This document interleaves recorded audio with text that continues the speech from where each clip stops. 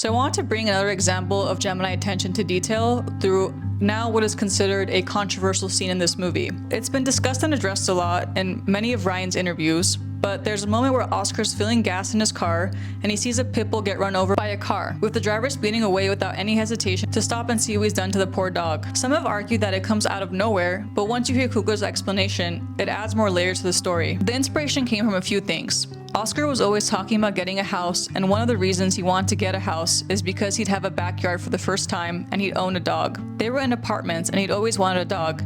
He wanted a pit bull. That was the kind of dog he liked. It's interesting because when you hear about a pit bull in media, what do you hear about? You hear horrible things. You never hear about a pit bull doing anything good in the media, and they have a stigma to them. And in many ways, pit bulls are like young African American males. Whenever you see them in news, it's for getting shot and killed, or for shooting or killing somebody, for being a stereotype. And that's what you see for an African American in the media and the news. Fruitvale Station is a film that still carries quite a punch.